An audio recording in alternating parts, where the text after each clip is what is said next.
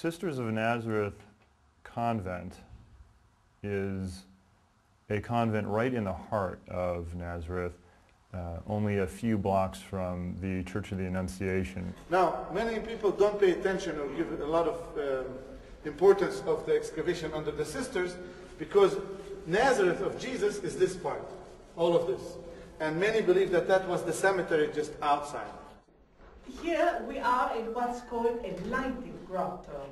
The convent is built over this old city, just as much of the modern-day city of Nazareth is now.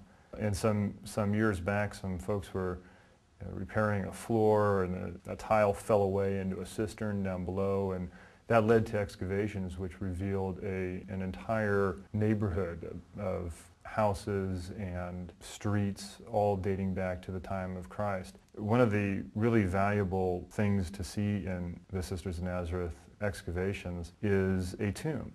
A Jewish tomb consists from two rooms. The first room is where women would weep, where women would anoint the body, and then the actual burial takes place in what is called the cockpit, and you can see those things all the way inside.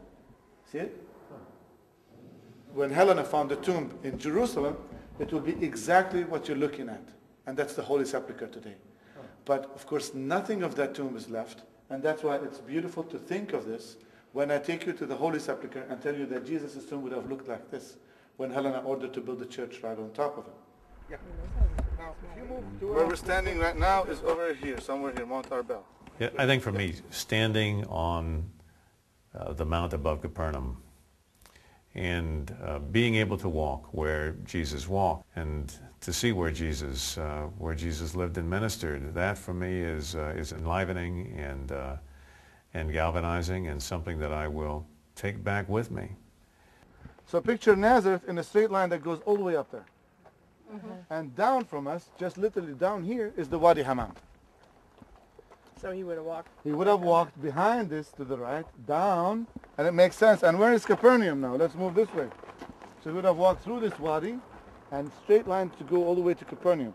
And if you follow the northern part, there's like a, what you call, like a bay or a harbor thing. You can see it? Yeah. And that's where Capernaum is.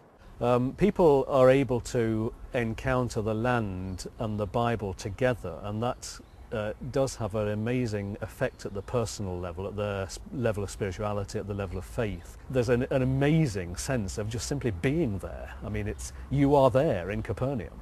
It's a fantastic sensation.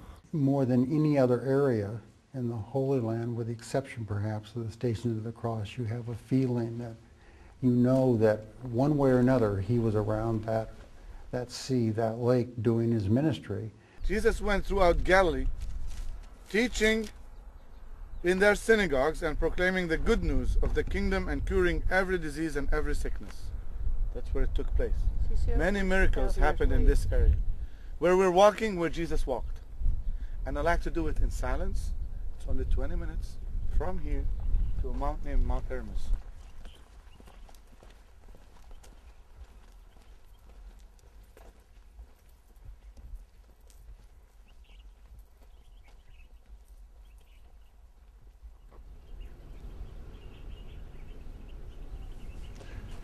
I'm very much attracted to the humanity of Jesus, and to be in this place helps me to envision him as a man who was going about ministry in very tangible ways and walking hills and needing some water, and I value that.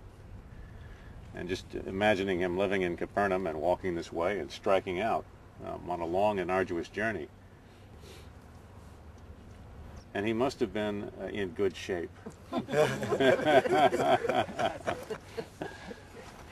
When you go to these sites and you can tie in what you've read in the Scripture for years and years and years in church, and in the Christmas liturgy and in the Easter liturgy, and then suddenly walk in these places and see with your own eyes the same landscapes in many places that Jesus would have seen, is just a truly awe-inspiring experience. It really brings the gospel to life. And according to Egeria, she says, on the hill which rises nearby is a grotto, upon which the Lord ascended when he taught the Beatitudes.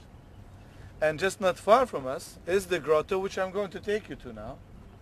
And you can easily picture Jesus looking at the disciples when he came walking on water. Blessed are the poor in spirit, for theirs is the kingdom of heaven. Blessed are those who mourn, for they will be comforted. So you just go in and make sure you visit the altar, and under the altar there is the rock. Remember with Egeria? That is the rock where Jesus had multiplied the loaves and fishes. And there's a beautiful mosaic floor that shows you the two mosaics. One was dated to 350, one was 480. And what does heptapagan mean? Seven what? Springs. The people are going to pass the test, and I'm going to send you home. Receiving Eucharist down by the Sea of Galilee yesterday was one of the most extraordinary experiences ever that I will have. My spirit rejoices in God my Savior.